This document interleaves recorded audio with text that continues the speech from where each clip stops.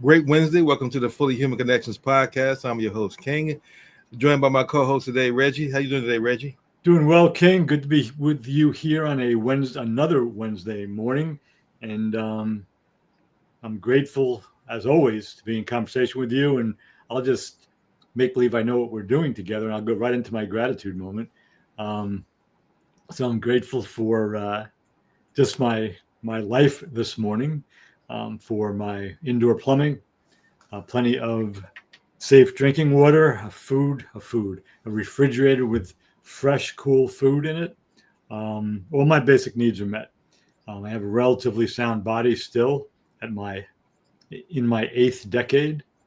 I'll translate that for anybody who's not good with math. That means I turned 71. So I'm in my eighth decade, but I'm not 80 yet. Um, and I have good friends and what family remains is close as well. So I'm grateful for all of that, because I know that compared to 90 something percent of the people on the planet, I've been blessed my whole life. It's great. You just recently had a birthday, right? In May, yeah. Oh, in May. Okay. All Yeah. Well, in terms of eternity, that's recent. right. Absolutely. So you didn't state your spiritual energy number in the moment. Ooh, I'm sorry. So I'm showing up on a scale of 0 to 10. I am a 10. I had to do a little bit of negotiation with that this morning because I woke up in a little bit of pain. But I've chosen to be a 10 because I will not show up and speak to you as a whiner. And so I'm at a 10. I'm good to go. All right. Well, as like you, I'm a 10. Don't see any value in choosing anything less. My gratitude moment, I'm grateful for my life, my health, my ability to see, hear, walk, talk, stand, breathe, and have sound mind. I'm grateful for another 24 hours to pursue my purpose in life. I'm grateful for the challenges and problems in my life because through those, solving those, come wisdom and being able to solve those creates the challenge that I need in order to grow as a human being. I'm also grateful for the opportunity to be on this podcast with you. Technology is working today, so I didn't have to have that burden to try to challenge me. And finally, I just want to conclude by just saying that I'm also grateful for the life that I am living. I feel as though I'm living my purpose. I feel aligned with the universe, connected to the energy of love. Amen. So, with that being said, since we're in serious mode right now, let's go ahead and why don't you walk us into our topic for today? Yeah. So for anybody that might be new, we've been speaking for over 3 years now about a topic of healing America's narratives, which is based on my 2022 book entitled Healing America's Narratives, The Feminine, the Masculine, and Our Collective National Shadow. And specifically today, without getting any more of the background of the book, specifically today, we want to address something that we really haven't addressed as the primary topic, I don't believe, in the past, although we've touched on it because it's been relevant. We want to talk about voting in the United States of America here in 2025. And just as a real, at most 2-minute introduction to that, for anybody that's not familiar with American history, and again, I'm not a historian, but I try to pay attention. At the founding of the country, only white male landowners could vote. So even if you were a white guy and you were working, you were a carpenter or a farmer or a blacksmith, you didn't have the right to vote in the United States of America. Some states began to change that for white men before the nation actually changed it. But obviously, if you were an enslaved person, meaning a black person, you couldn't vote. And if you were a woman, period, you couldn't vote. Briefly, after the end of so I'm going to just fast forward to the end of the Civil War in 1865, the slaves were freed, the enslaved peoples were freed, and then the 14th Amendment was passed in order to guarantee due process of the law to freed slaves, to make sure that the slave states, the former slave states, didn't pass laws locally that would then just enslave people one more time. And for all practical purposes, the 14th Amendment, for that purpose, was a failure because Reconstruction ended in 12 years, and then basically the former slave states, the Confederate states, put in Jim Crow laws, began lynching blacks, began creating different laws where if you loitered anywhere for too long, you were put in jail. And according to the 14th Amendment, you could be put to slave labor if you were incarcerated. So pretty much through the 1950s, early 1960s, the United States wasn't a voting democracy because black people really couldn't vote throughout the country. They did vote some places, but not throughout the whole country. The Voting Rights Act, which followed the 1964 Civil Rights Act, the Voting Rights Act in 1965 provided some very specific rules and regulations whereby any state who had previously denied anyone the right to vote, but specifically we're speaking about denying blacks the right to vote, especially in the former Confederate states, if they wanted to change their voting laws, they had to submit their desired changes to the federal government, have it approved before it could go into effect. That was known as, I think, Section 5 of the Voting Rights Act. Let me get the year right, so I'm going to use my cheat sheet here. In 2013, the United States Supreme Court in Shelby County versus Holder basically took that requirement out. So in other words, if you wanted to change the voting laws in your state, you didn't, and you were one of the specifically identified states, and I forget which ones they were now off the top of my head. It wasn't all of the Confederate states, but it was certain select ones. That was gone. So you could just change your voting laws. And it was then up, after 2013, it was up to the federal government to catch the change and then file suit against the state if they thought the voting laws were unfair. Just two more quick things. Within 24 hours of that Supreme Court decision, Shelby County versus Holder, coming down, Texas was the first state that they had things waiting to go. So their now governor, Greg Abbott, was the attorney general, and they began immediately to limit access to voting registration in various ways, which directly impacted primarily the poor people, blacks, and especially in the more progressive places like Harris County, where Houston is.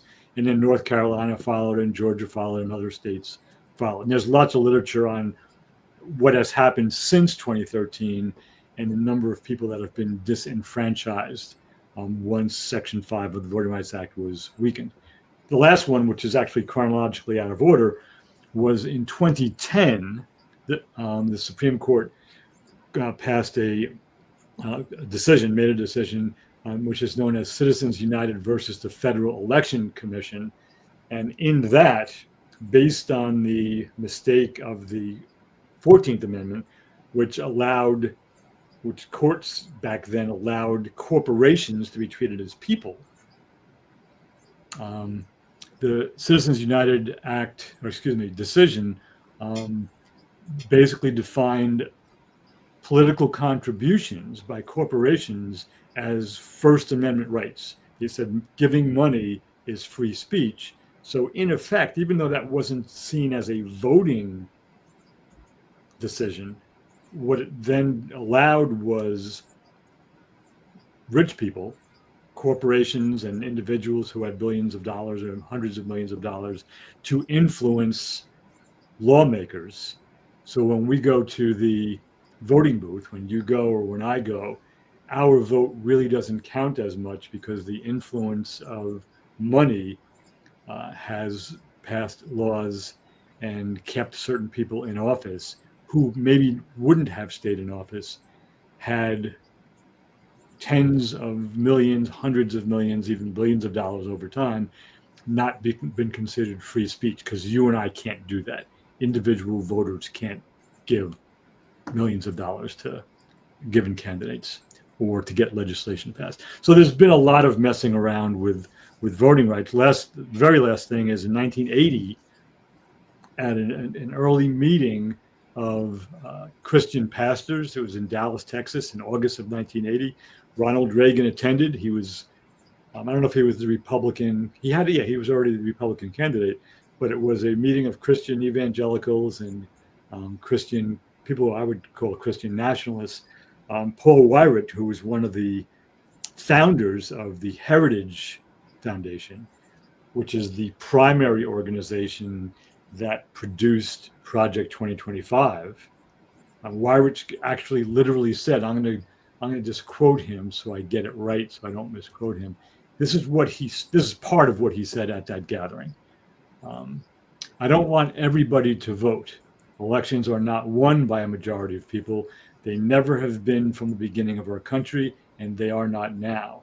As a matter of fact, our leverage in the elections, quite candidly, goes up as the voting populace goes down. And just to be clear, the our, when he says our leverage, he was referring to there was the conservative Christian right in the United States. And this was a meeting of some 10,000 Christian pastors and others who supported Christian conservatism in the United States. So voting has been an ongoing battle in this country since its inception, since the country was founded. So I just put a pin in it there, just as some background, and we can pick this up wherever you want to take it. And you and I kind of touched on it last week a little bit, so I'll let you get us started with how we want to talk about it, since we had, I think, a little bit of a different opinion on certain things. Yeah, my first take is that, first let me begin by, again, gratitude for choosing such a wonderful and timely topic. My initial take is that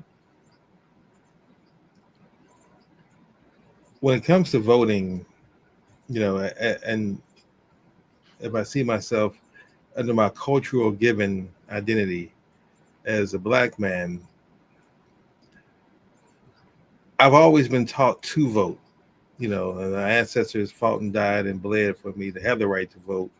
So I've always taken it seriously to vote, even though I feel personally in the last definitely 3 elections, possibly 4 elections, ever since 2012 or 2008 election, I've been more engaged in politics more than ever before. I voted ever since I was 18 in my first election when I had the opportunity. I've been voting, and I've always voted Democrat because that's how culturally given, as you say, that's what we're taught. You vote Democrat, and you didn't even think about it as a Black person. You just go and vote Democrat because they have your best interest. And the Republicans were at that time didn't have your best interest in heart. Going back to Reagan, I don't know how Black folks could have voted for Reagan. Some Black folks who financially may have means and felt that Reagan was doing something for them because they felt they were in an elite category because they had money, didn't understand, as you say, what the Heritage Foundation goals were, what Reagan's goals were. I mean, it's been quoted that not say this exactly, but Reagan, as him and Nixon referred to African countries as monkeys and still in the dark ages and didn't have the rights to be able to lead their country. So we know what Reagan's, Nixon, and a lot of the Republicans candidates' positions or thoughts have been about Black people throughout the years, even though we've had Black candidates run as Republicans. But again, as I have stated, what my thesis that I'm actually writing about now is that everything comes down to that identity, and choosing identity of being white, not white people, but the white identity puts you in most people's eyes nowadays. They falsely believe that puts them in a different category. And the system allows for a little separation until their problem is solved, until that next phase. So now going back to the voting thing, now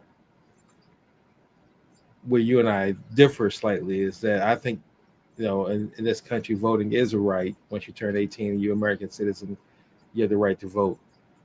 But the way they do voting in this country with the electoral college on the national level, presidential elections primarily, I think that's fraud. I think that system needs to be changed because your one man, one vote is irrelevant in the electoral college, as I'm speaking of. You have no real control over that. And if you live in a blue state, your state's going to pretty much go in that direction unless it's a major change uh, politically. Local elections, I do see the value in voting in your local elections, from governor, mayor, for your state congressional people that you're going to put in your state legislators.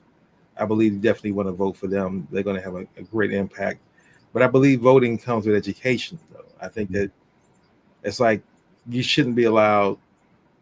Allow maybe be a strong word, but I think that we should definitely look at reforming some of the voting.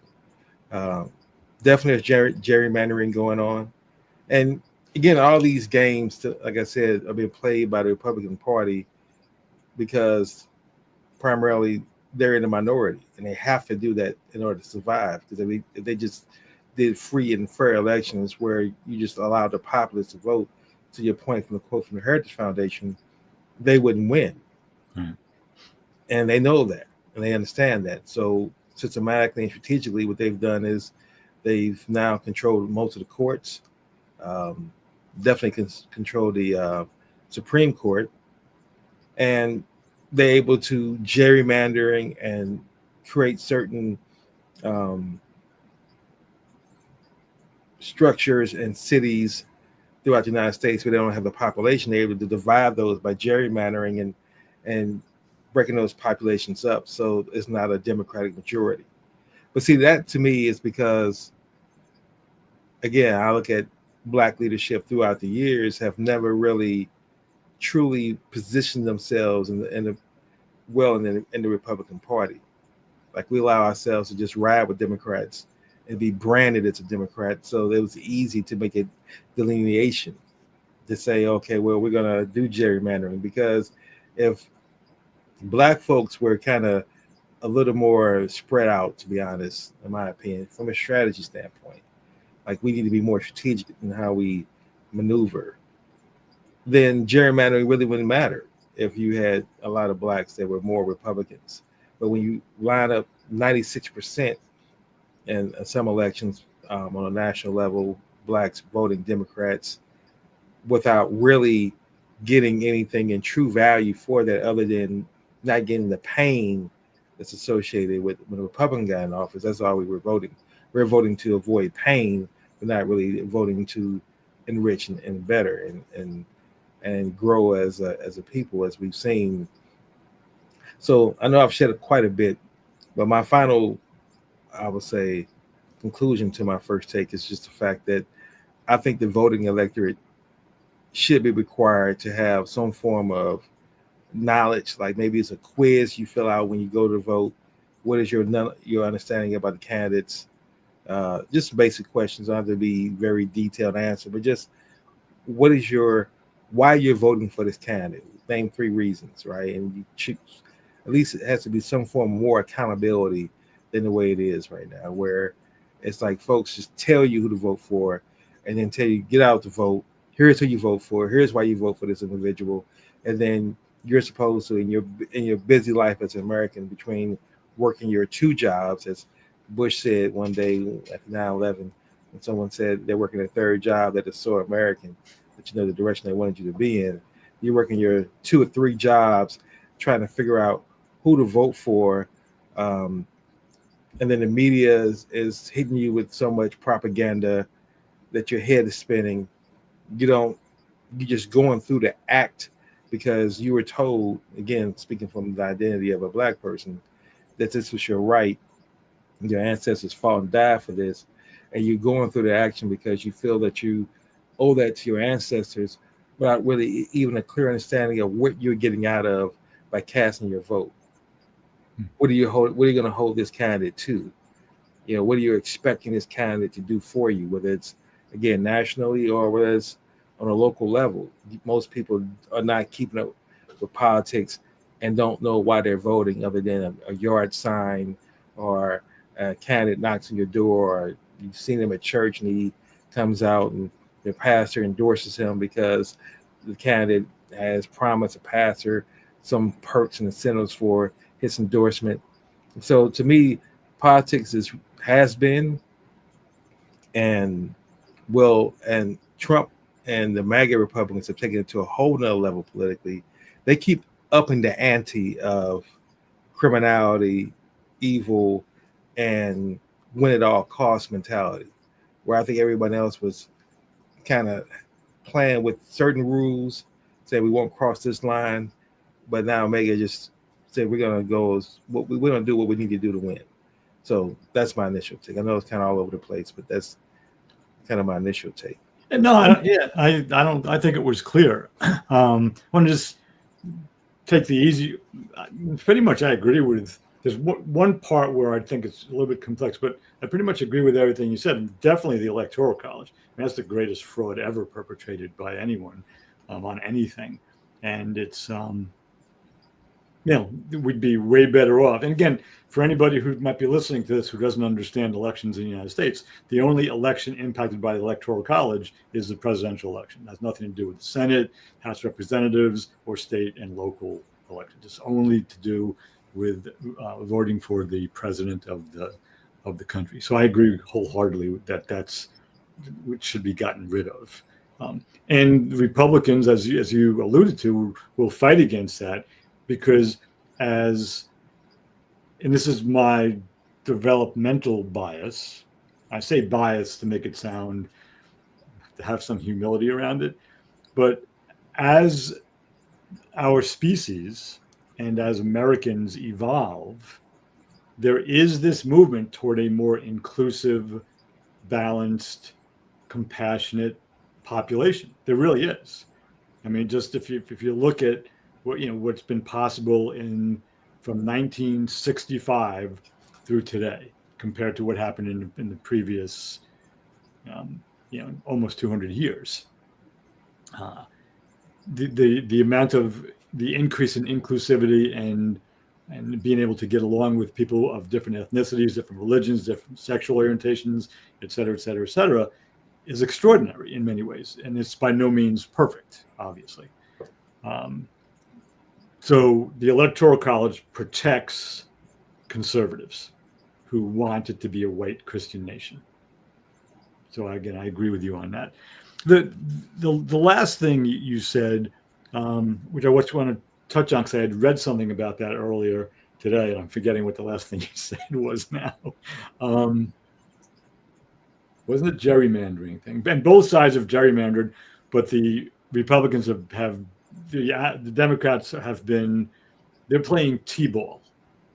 They're like little 5-year-olds hitting the ball from a tee when it comes to gerrymandering, and the conservatives are Major League Baseball players when it comes to gerrymandering. And that's because since 1980, give or take, the conservatives around the country, the Republican Party has worked hard to gain control of state legislatures.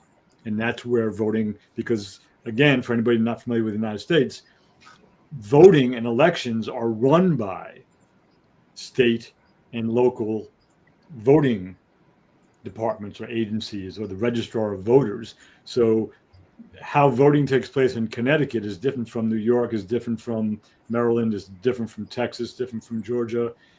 And what they basically do, if you can control the state legislature, you can control the voting districts in the state. And so the Republicans have done a masterful job drawing and redrawing those to make sure that, in a general sense, progressive or liberal votes count for less, in a more targeted sense, that black votes count for less. So they've done a masterful job at that. The place where where I kind of agree and kind of disagree. Um, in a perfect world, the idea of having to take some quiz before you vote, I can see the value in that. But where that takes me is, you know, who creates? Is that a national based quiz? Is it for every election? You know, for your mayor, your city council, your state legislature, your governor, the president, senate, or is it just for certain elections? And then who creates the quiz? Because one of the things that, as you know, that post Reconstruction, you know, basically from about 1877 forward, part of Jim Crow in the South was in order to register to vote, you had to take a test. Um, and you can still find these tests online because when I was doing my research for my book, and you can find at least 2 or 3 of the states. And virtually nobody in this country today could pass the test, much less an enslaved person who was denied education for maybe his or her whole life. So the testing thing is, you know, who's going to make the test, and you know, so this is where you and I spoke last week. So I wouldn't mind that kind of a situation if, in fact, it were also required beginning in middle school into high school that there was a federal curriculum on history and voting. And the problem is the Constitution of the United States gives voting rights to the states, not to the federal government. And so in order to come up with I don't trust what I refer to as the Confederate states, and for the most part, the conservative states that have controlled the legislatures now, that immediately after the Shelby County versus Holder Supreme Court decision, they immediately began to disenfranchise voters, finding ways to keep poor and or black or brown voters. They kicked them off the list. They'd have to re-register. They found ways to do that. And I don't have any faith that they would not do that again.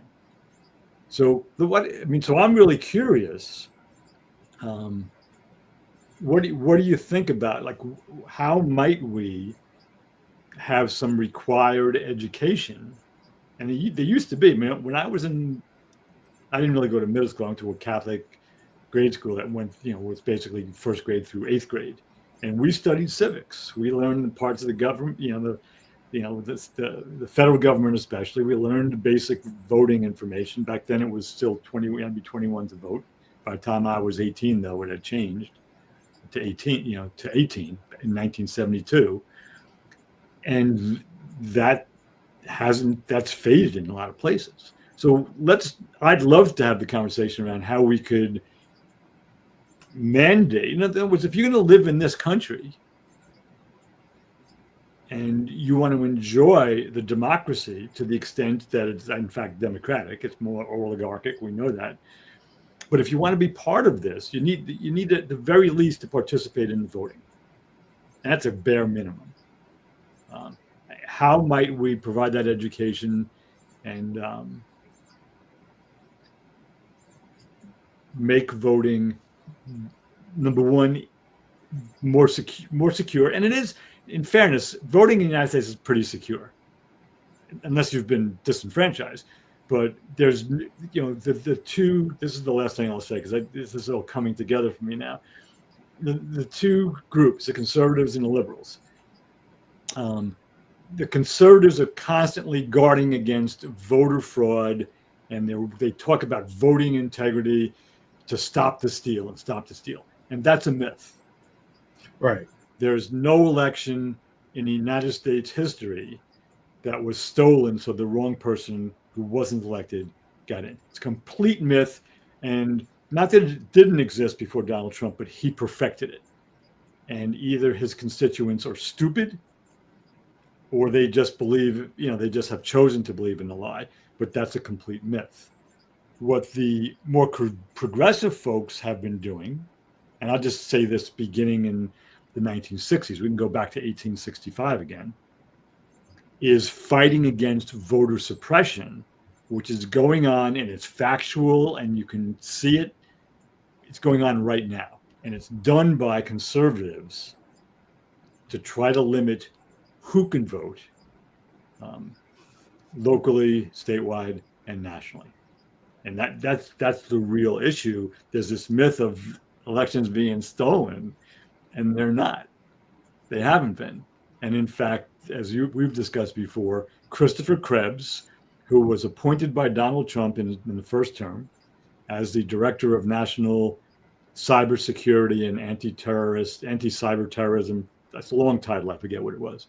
But he came out 5 days after the election, said it was the most secure election in American history. This was in the 2020 election. This happened. He said this, but he had been appointed by Trump. And within 5 days after he announced that, Trump fired him because Krebs basically said there was no fraud. You know, he effectively said in a very formal way, you're full of shit. Nobody stole anything. And so Trump fired him. So that's a real dilemma because now there's this myth that if we don't stop the steal, the Democrats are going to steal the election again. And it's based in a complete lie. And that's really, it's like living in Russia where nobody knows what's true anymore. So anyway, I went on longer and I apologize. But what do you think? How could we do a better job with education and qualifying who votes? And I have a problem with that because the test thing is, I know some people who are political, who know what they're talking about, and they don't take tests well. No, I'm serious. I mean, that sounds like a joke, but I know some students I taught who have been brilliant and were never good test takers. They freeze up around test taking. Well, again, very complex problem. Yeah, for sure. Now, my thinking towards it is this. Now, when you go back and look at the test, the voting literacy test that was given back during Jim Crow time, again, you look at the intent behind it. The intent behind that was to stop blacks from voting, period. Right. So that's what that goal was. So I'm not saying folks it should be created, the test should be created with the intent that people can vote, not to stop people from voting, but just to make sure they vote more. They have an educated vote is what the goal would be behind the intent behind creating. And I agree. It starts with first, if we're going to do that, that's not something you roll out in 2028 or 2032. You look at and you say, well, we're going to put civics education back in the schools first. We begin to prepare for it, getting into that cycle. But I think the first thing that everyone needs to agree upon first and foremost, any candidate that's running against Donald Trump or that's running on a platform of vote for me, I can say democracy and that language or that agenda has to run under the ticket of I'm getting rid of the electoral college. Like, we have to see where the opposition party, progressive, liberal, sane at this stage. I'm not going to just break it down and say progressive and liberals. I mean, progressive versus conservatives is sane versus insane, or just versus unjust. That's what I'm looking at. And the person who's fighting for justice has to be willing to say the just thing to do is be more radical with our agenda. We can't keep trying to be nice and be conservative. It's like the Democrats seem to be using the analogy of a family dinner, and the family dinner where everyone gets together, get the uncles. The Republicans are the ones who drink and the ones who just come and say whatever on their mind. They say it at loud volume, and Democrats are still trying to sit around the table and whisper and have decorum and say this is how you're supposed to speak. And it's like that time is past. There's no one listening to you anymore at that level of volume. You have to be willing to stand up as well and meet that loud uncle who's shouting and shout at his level and shout him down, or you're going to lose the conversation at dinner. That's what it is. And Democrats are losing. So my short answer to your question is we go back to civic education first. You plan out a time frame and you get people into the culture and thinking of to vote is going to require testing. You start putting that into the zeitgeist of people's consciousness now. So when you actually do shift and you do enforce it, maybe it's 8 years down the road, but people begin to expect that, much like the way seatbelts were rolled out, And so now seatbelts are accepted and people wear their seatbelt. When people fought for years about wearing a seatbelt. Um, so that's just my initial thought on a to answer your question from a very uh, first step practice. The second thing is I I'm watching Archie Bunker on the family, and I share that because Right. it is so relevant to now as far as some of the conversations that's being had and the way Archie argues his conversations. It's like it gets you a clear understanding of the mega Republican. Like, wow, that's how they think. And it's like when you say, well, let me listen to the other side. Let me give them an opportunity. We talked about before with Gavin Newsom when he invited Charlie Clerk and some of the other far right, I would say at this stage, um, racist uh, conservatives to come on this show in order to have a dialogue. It's like having Archie on your show and think you're going to change his mind. Regardless of what your intent is, Archie's not coming to learn from you. He's coming to tell you a thing or two is why he's coming there. And so he's not going to allow you to persuade him or change his mind or anything like that. It's like you talked about voters who may vote because they may be stupid or not. I, I don't know. If Archie was the first source of this story. I know it's been repeated a lot of times throughout my history, but it just real quick. They asked this on this show, and I've heard it before. I don't know if maybe it originated there based on the timing of the show, but he said that there was a riddle, and it was a riddle about the um, son and father who were driving and had an accident, and the father died, and the son was taken to the hospital, and a doctor came into the office and said, "I can't operate it. That's my son." And the riddle was, well, why couldn't a doctor operate, right? And everyone throughout the show was trying to come up with all kind of reasons why, but because their mind couldn't accept the fact that the reason that the doctor couldn't operate was because that was his mother, Hmm. right? That was found. Now again, that's common knowledge in our date and time. But my point I'm making is, I think that's how a lot of voters think. Some things are just out of their mind when it comes to believing. When you talk about the fact that the folks who buy into the idea that elections uh, can be stolen and that it's rigged for Democrats, that was created primarily because of the shift in the demographics of the population. There was no voter issues back when it was clearly a white majority country, and white folks were going to have what they wanted.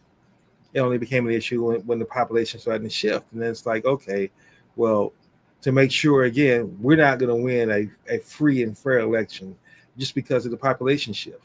So we have to make sure we put doubt and sow seeds into the mind of our voters that it's rigged unless we win. And then Trump even comes out and even says that unless I win, it's rigged, right? Like it's not even possible that there would be any vote, and no one even challenges him on that. What do you mean that you really think that somebody can vote you? You really think that you won't be voted out of office? No one ever challenges him on that thought process. It just lets him say what he says, and then now again it becomes the rule as opposed to the exception of the rule. Trump is brilliant at branding and getting people just to follow along, and the media just follows along using his vocabulary, using his words, using his language, and then so now we really live in Trump's world. And so I say that to say all of that. If we don't look at a way to improve the education of the voters, I still think it's going to get worse down the road. You suggested that it should become a right, or it should be a mandate that everybody, if you're an American citizen, that you have to vote. I see problems with that being, whereas I think people would just sell their votes. Like literally, somebody would come in and say, well, listen, since you have to vote, uh, and I know you normally probably wouldn't vote because, like, for example, in Baltimore City, 35% of the voting population turns out for the mayoral election. 35%. So 65% of people are at home not voting at all. So going with your suggestion that we want to mandate that everybody votes because they are American citizen to get that kind of turnout, then those individuals who are turning out because they're being forced to will not follow the rules. They will find ways to, like I said, sell their vote, not really care about the process. And I wrap up by saying it's like the same thing when I was driving for FedEx. And when you're a driver for, well, it's a law to wear your seatbelt anyway. But when you are driving for a company like FedEx or any of these delivery companies, they really emphasize that you have to wear your seatbelt. And some people, some drivers still don't want to wear their seatbelt. Which I can't believe in this day and age. I don't feel safe without my seatbelt on. But some people still feel it's uncomfortable. So what they would do to get around that mandate that FedEx said, they would, because it was a sensor in the car that sensed if you had your seatbelt on. If you didn't, then you would get a point deducted, and then the more points you get deducted, eventually you get rolled up and eventually fired. So the way they got around that, because it was mandated, they would just buckle the seatbelt and then sit on the buckled seatbelt. So that's my point. Anytime something's mandated, people will always find ways to get around it that would not be in the best interest of people, because you're still not complying completely. Is where I'm going. Yeah, and I appreciate that, and that may be true, but I think if and I haven't thought this through in terms of the logistics or all the way, so I'm sure there's other flaws in it, but there are, and I can't remember which countries have that. There are certain countries where election day is a holiday, nobody goes to work, retail stores close, so nobody has the excuse, "Well, I was too busy." So you take that away, you make it a holiday. For a nation that can train Navy SEALs, for a nation that has a nuclear arsenal that could destroy the entire planet 100 times over, for a nation that has been to the moon, for a nation that has created all these billionaires, for this nation to say they can't educate their population to vote, they can't find a way to have secure elections, they can't make election day a holiday. They can't, and this is the one that really kills me.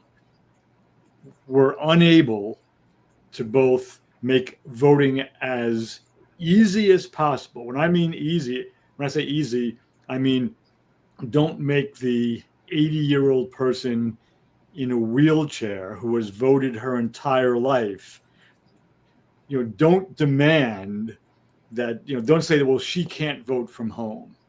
Or if you want to demand that, we as a country provide the paratransit to get her to the voting booth. In other words, if we really take democracy seriously, for all of the shit we've created and all of the stuff that we've done, to say that we can't make elections mandatory, safe, and easy is the biggest crock of shit I've ever heard. Now, will there be some people who try to take advantage of it? Yeah, but there's people who try to take advantage of it now. There's our government's gerrymander. There's all of these problems. But when you pointed to it, we celebrate when a presidential election turns out low 60% of the vote. The beacon of democracy on the planet is really happy when 35 to 39% of their voting population stays home during a presidential election. They think it's a success. So I just have this, maybe a little bit idealized, but really sincere view that if we really wanted to do better, we could. And I don't know exactly how to do that. Wait a minute. I was going to say, I'm not a systems guy. Do you know any systems engineers? No, I'm just, that's a complete joke. But I have some real deep, almost like rage around that. Because that's like the bare minimum.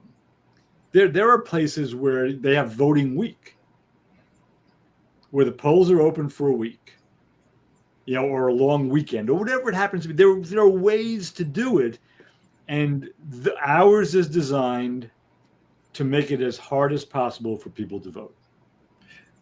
Well, again, that's coming from one particular party that want to make it. Let's be clear on that. particular yeah. party wants to make it very difficult to vote because they know those votes not going to be in their best interest. But see, this is why. But see, then again, the Democrat Party won't allow a third party to come along. They're going to do everything they can to block that. So it's like Republicans are trying to block Democrats from voting. Democrats are not going to allow a third party to get into the game. So it's like, who has the moral authority in that context? And that's the hypocrisy Democrats don't realize. That's why they keep losing, is because you keep trying to hold up that we're moral, but you're not. Stop trying to say you're moral. It's either play at their level or stop trying to act like you have the moral imperative to do what's right, because you don't do what's right. You do what's in your best interest, as we've seen from Bernie Sanders. I mean, if you were going to be right, Bernie Sanders should have been, the candidate where when Hillary Clinton was running against Donald Trump, and we believe Bernie would have won, right? It would have been a way better debate. I'll tell you that. Exactly. And the other thing I want to mention to this, again, going back to the whole issue of education around voting.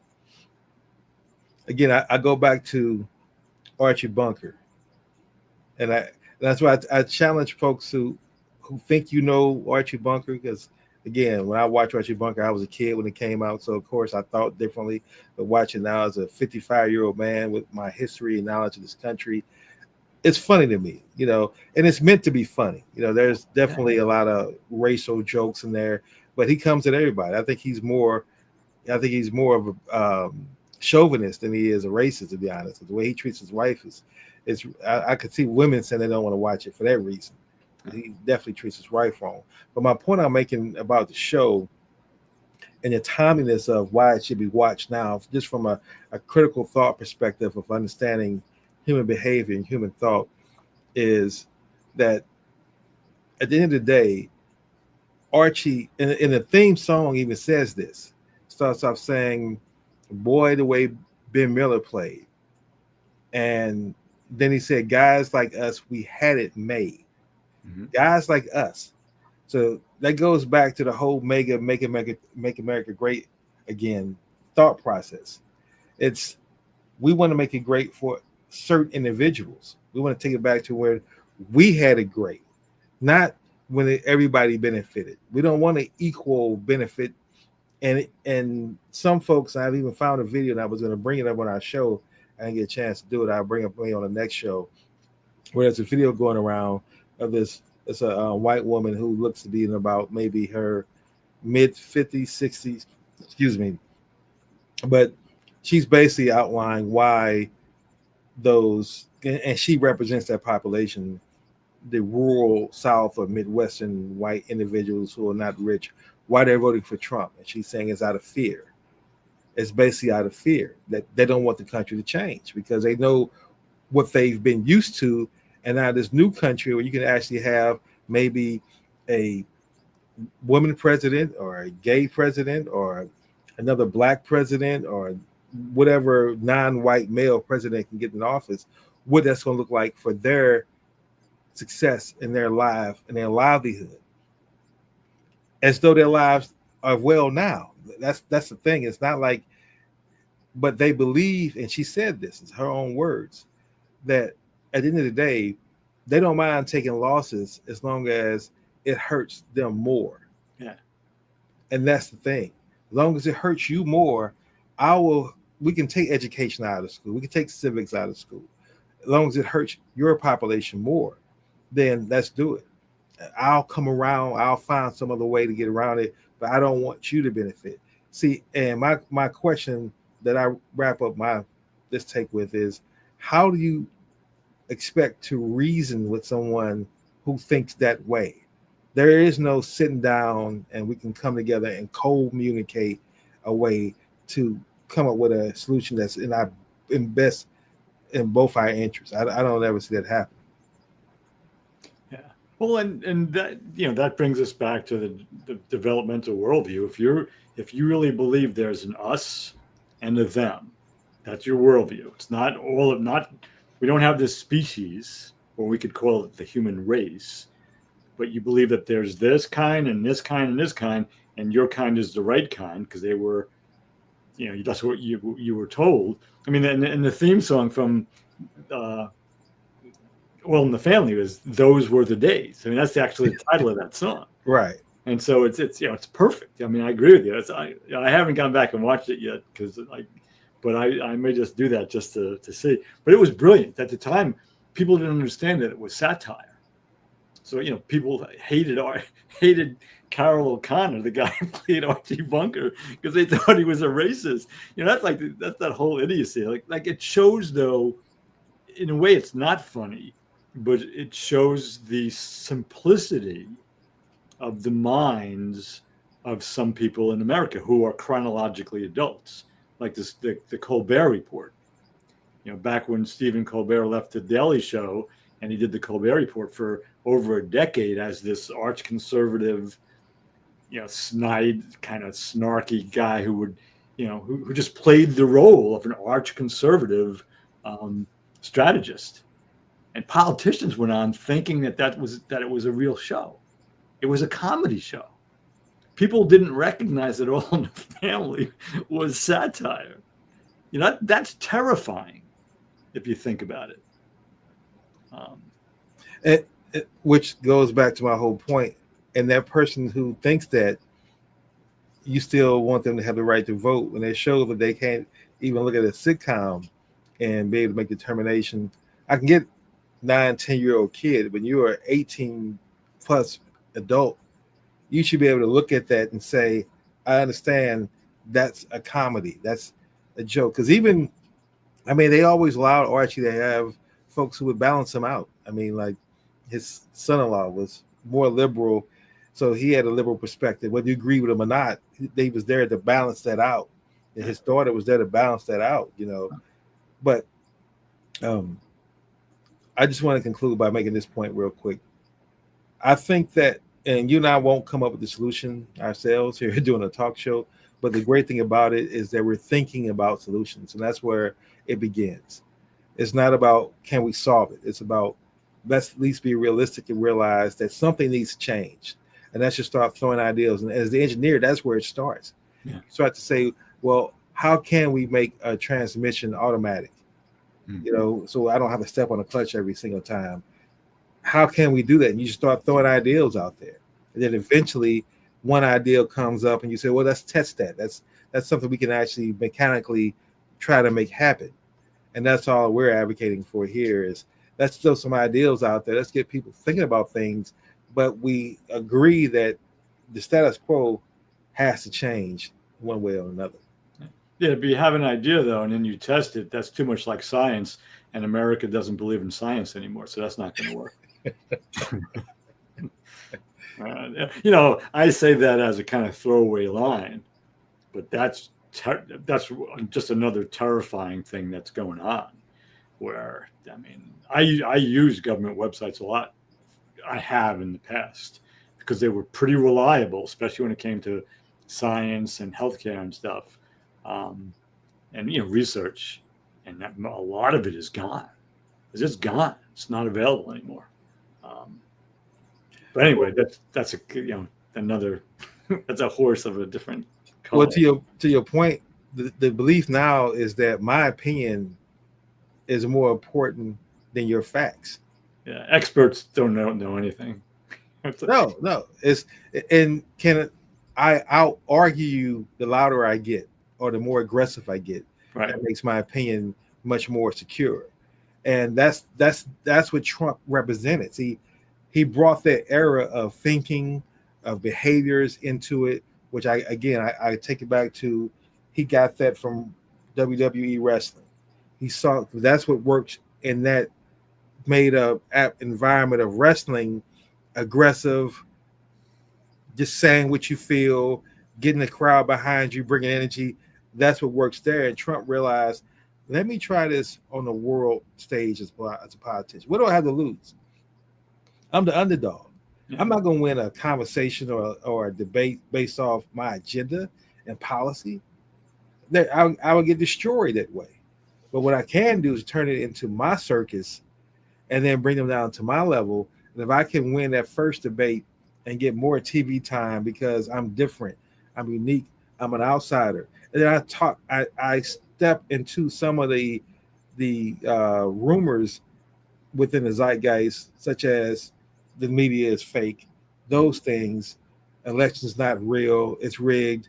You start throwing simple things out there that people can repeat and believe in, and that's where you establish that base where his base looks at him and says that I don't may not necessarily agree with everything he says, but I do believe that he's sincere and wants to bring about a change. And he's going to fight that liberal woke thing that I'm afraid of. Yeah. I know at the end of the day, he's going to fight that. So he might do everything else right, but he's going to fight that, and that's where Trump gets his base at. And to me, in my final piece, and I know we're almost near the top of the hour, is that that's what I don't see from Democrats. Is that individual who's willing to say that, who's willing to sit here and say, I'm gonna take a stand and I'm gonna die on this mountain, whether it's right or wrong, and I'm not gonna pivot from it. If I lose votes, so be it. But this is a mountain I'm gonna stand on. I don't see that, I would say, tenacity or even bravery. I see still compromise. Let me do what I can. I'm gonna fight for it, but if it doesn't really get the kind of support I wanted, then so be it. I'll kind of acquiesce and choose my position. I'll modify my position for a later date. That's where I kind of see that capitulation is what I see from that party constantly, and question my vote going forward. Yeah, I mean, the closest thing to that is, I mean, the most consistent voice who's pretty assertive and has been for decades is Bernie Sanders. And the only thing we don't have that Trump got that Bernie never got was a win. What would have happened had the Democrats allowed Bernie Sanders to be their candidate, and if he had won a presidential election, but he was out there, he's out there doing good though. Now, if people are afraid of the S word or socialism and all that, but if he got, if he got health care for everybody, there would be nobody complaining about it. There'd be some rich people bitching about it, and the drug companies and the medical corporations and the insurance companies. But that's a small number of human beings compared to the people who were suffering through an opioid crisis and a lot of other things. So he never got the win. And he has integrity too. I agree. Anyway. Yeah. Well, we should part of the show where you come up with some solutions for us or give us some directions that we'll focus on so we can still navigate these murky waters and still remain our humanity, or at least put ourselves on the road to be fully human. Yeah, I mean, so this one's a little bit different than when I have some kind of threads I typically use, but you said something early on. Well, and I guess it does come back to cultural givens and looking at yourself. Talking about the way you were told to vote when you were young as a black man. You vote Democratic. So, what I would offer people, and this is not easy, especially in an attention deficit culture. We have smartphones, we have social media. We don't pay attention to anything for more than 7 to 10 seconds. And then we go on to the next thing. We scroll and we look and nothing sticks. But regardless of how you were raised and what your cultural givens were, whether you were raised to be conservative, whether you were raised to be progressive, whether you were kind of moderate, you were somewhere in the middle, really read. And you have to read to do this. You can't just listen to somebody giving a soundbite on a news show. Read candidates' platforms, see what they stand for. They're never going to be able to give you everything on their platform. No candidate ever has. That's what they believe in. And they get through what they can get through. I mean, the best example of that is Obama with the Affordable Care Act. The people on the right condemned it as being socialism, and the people on the far left, like Cornel West and others, said it didn't go far enough. So you kind of know he did a pretty good job, right? He's Right. getting hammered from both sides. So, and he said it was the first step. So read what people really believe in. If you can, go to a meeting where they're there and ask them a question. That's hard on a national level because they have so many constituents. It's easier on a local level. Um, but just don't just say, well, that's a Democrat, that's an independent, that's a Republican. I'm supposed to vote this way. That's a middle childhood view. That's a socialized mind view. And you have to be a self-authoring human being. You have to be able to make up your own mind after having looked at all the evidence. Um, don't just do the easy thing. And you got to do the work. You want to live in a totalitarian state, keep on mailing it in or not voting, because that's what you get in a totalitarian state, in an autocratic state. Votes don't matter at all. Here they don't matter in a different way, but they kind of still do matter. Make it better. Help make it better. And so, as we wrap up our show, and I'm going to throw this out to you first, because now we reach a part of our show where we want to highlight and give flowers to individuals who we believe are living the fully human characteristics, or people who may have gone on in the past, but they still exhibit the fully human characteristics, so that you can see that we're not just throwing out kumbaya or things that's not practical or believable. And I'm going to give Reggie the opportunity to go first this time with his selection of who his choice today is a model of being fully human. Yeah, so I'm going to kind of go out on a limb here. Somebody I don't really know that well, but what I've read about him, and because of the state of the nation right now, I think it's worth saying this. But Diderul Islam. He's a 36-year-old New York City police officer who was killed on July 28th by a young man who was in his 20s. But the point being, Islam, again, that's his last name, was an immigrant from Bangladesh. He became a naturalized U.S. citizen. He came to this country, became a citizen, lived in the Bronx, was able to buy a house, a two-family house where he and his wife and their two kids lived in one apartment, and his other family members lived in the other apartment. And he was killed on Monday. He was murdered, basically. And as an immigrant from Bangladesh, as a person of color who chose to become a U.S. citizen, and as a Muslim who went to practice at a local mosque in the Bronx, and who lived in a little Bangladesh community, not as expansive as like Chinatown or Little Italy, but they had their little community. And then he went to work in law enforcement. So he fits the myth of the people that Stephen Miller and Donald Trump and Pam Bondi and J.D. Vance are targeting as not real Americans. Naturalized, Muslim, brown skin, immigrant from a shithole country. And, growing up Italian American, second generation, my grandparents were immigrants. Just seeing that kind of a life, and I know other people closer to me, but because he was killed,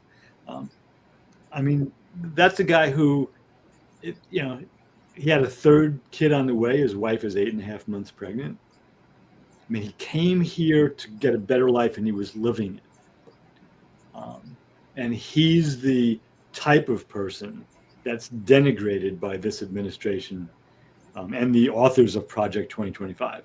These are the people, I even hate saying it that way, but that's the best way to say it. These are the people that this administration doesn't want in this country. And I would argue that Officer Islam understood the soul of America to a far deeper extent than does J.D. Vance or Stephen Miller or Donald Trump or any of those other hoodlums that are now running the federal government. So. Well, that's interesting. I didn't know about him, so thank you for sharing that. And definitely someone to look into, because again, that's why we want to bring flowers to these individuals, because we want people to, if you have heard about them, give them a second look now as we put them into the fully human category and use them as an example of people we can aspire to behave similar to in certain situations or in life. And my person I want to lift up this time and give him his flowers is Ralph Waldo Emerson. Hmm. Now, he's an American essayist, philosopher, poet, minister, and leader of the transcendentalist movement, known for self-reliance, nature, and championing individualism, spiritual growth, and service through literature and teaching. He was an outspoken abolitionist, intellectual leader, and social critic. Now, again, I came up with the engineer in me, 6 pillars that I use to evaluate what I consider to be fully human characteristics. Starting off with identity being number one. His deep commitment to authentic self transcends labels, insisting on individuals' worth. Number two, growth mindset. He's a learner by nature, so adaptation and growth, framed adversity, high purpose and service. Long life dedication to uplifting others, public speaking, writing, mentoring, anti-slavery, and reform activism. Number four is core principles, anchor and transcendent values, self-reliance, integrity, nonconformity. Number five, having a grateful spirit. He saw beauty, wonder, and opportunity everywhere, especially in nature. Gratitude as a worldview. Number six, self-awareness, long life introspection, relentless examination of motives and behaviors. And finally, Ralph Waldo Emerson stands as a paradoxical, solitary, yet deeply connected figure. His radical individuality was both his greatest gift and his social challenge.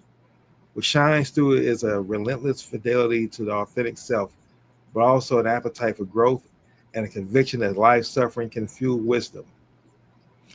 Emerson's philosophical rigor is matched by his gratitude for beauty and his dedication to human betterment, even as he sometimes retreated inward when public life overwhelmed him. Across the pillar, the key question is how Emerson balanced self reliance with community, a tension that is relevant today as it was in his Concord study. And this is why I choose Ralph Waldo Emerson. Again, when I choose the individuals, or I believe Reggie chooses individuals, they're not perfect. That's the whole thing about being fully human. I want to be clear on that. That means you're not perfect, but you believe in living your life around a growth mindset, about justice for all, about grateful spirit, those kind of core pillars, high commitment to service. That to me is what really helps you be a fully human. And anyone who's living that way is someone who I want to follow and someone who I admire. When I say follow, I mean follow in the footsteps of their behaviors. And to be clear on that. Yeah, beautiful. I love Emerson. That's one of the things we have in common. So we reached the end of our show. Again, we seem to like the 108, 110 show time frame. So thank you for those who've listened and hung on with us this long. We appreciate it. Reggie, again, thank you for bringing such a wonderful topic, being present, and being a person that's fully human. And I've learned a lot of great things from you today. As always, I look forward to our show. And it's next Wednesday at 10 a.m. as I all continue to work and strive to being more fully human. Thank you.